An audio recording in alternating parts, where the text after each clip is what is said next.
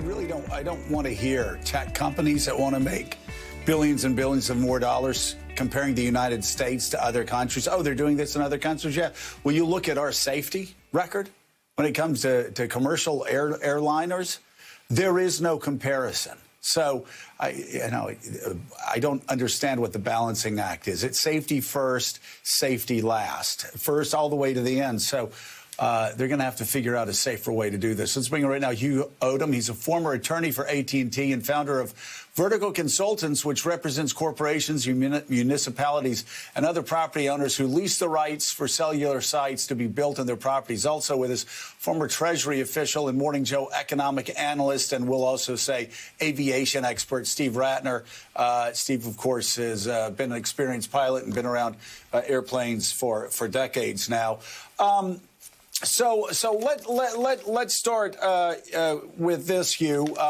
What's the biggest concern right now as far as the implementation of 5G? And do you think some of the concerns are overstated?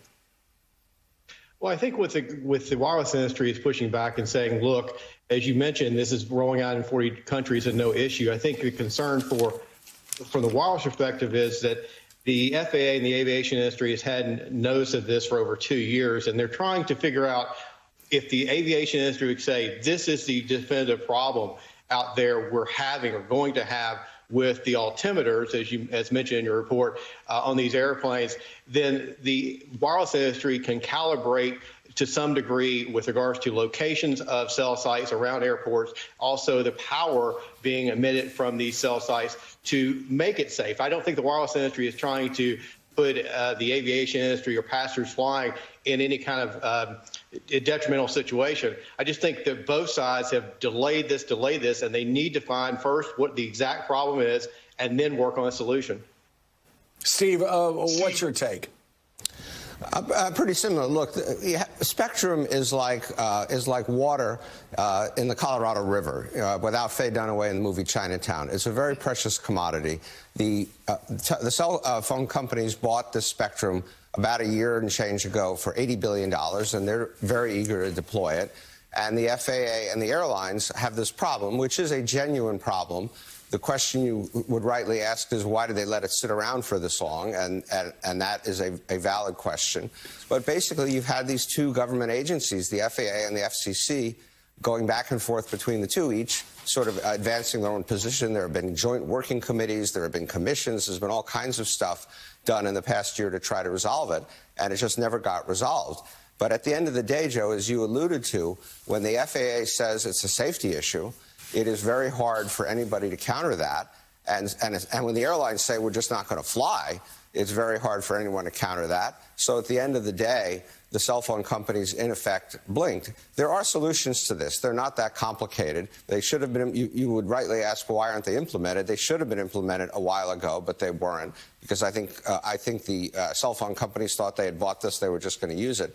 But you can change the power of antennas, of the cell phone antennas. You can change locations. You can change the radar altimeters can be adjusted, and all this can be made to work. It just takes some time and a bit of money. And this is a classic case of two government agencies kind of both going toward the brink and then almost going over the edge and now having to regroup. Steve, let me cut to the heart of the matter. As a pilot, does 5G interfere with the communication between you and the towers, between you and ground control?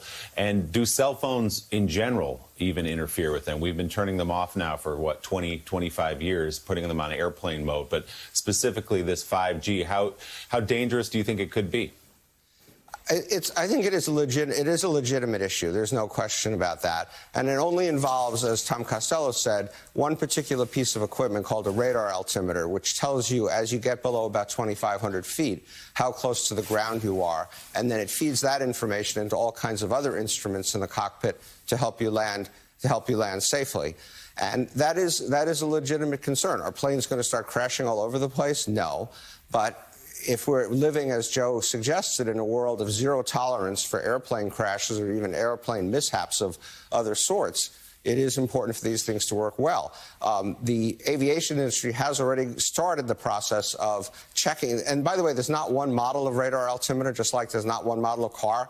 And so you have to go a radar altimeter by radar altimeter, make adjustments, check it to see if it'll work, and then clear it for service if it does. Again, these are not that complicated things to fix. This problem is not that complicated to fix. It's just that it was left for the last possible moment in this game of brinksmanship between two industries and two sets of government agencies. Yeah, and then let me just say, as a regular traveler, yes, we do want to continue living in a zero-tolerance world for airline mishaps. Hugh, do you agree with Steve that this is a problem that can be fixed? They're just, both sides are going to have to roll up their sleeves and get to work on it. I do agree. I think that, as I mentioned before, the delay is unexcusable. I think that it doesn't benefit either side. The aviation industry has a safety issue. The wireless side, more particularly AT&T and Verizon, are saying, look, we're being pushed behind because we can't roll out 5G 100%. As mentioned, the big issue, I think, and maybe we disagree a little bit, is that the aviation industry has an older fleet with differing, as mentioned before, differing altimeters, differing filters in the altimeters. And I think, again, this needs to be resolved quicker than slower. I think that if they can come together, the wireless industry, I believe, will work with the aviation industry to resolve this issue. But we are looking at two big things: the safety issue on one side, but not rolling out 5G on the for the U.S. Nationwide costs the U.S. economy about $140 million per day in economic growth. So this is something that needs to be done, and this is a precursor for future issues with rollout for 5G. As mentioned, the bandwidth here is finite. So we're going to have other issues down the road. So we need to use this as a learning tool to address that possible scenario for other rollouts and upgrades from 5G going forward. Hugh Odom and Steve Ratner, thank you both very much for coming on this morning to talk about this.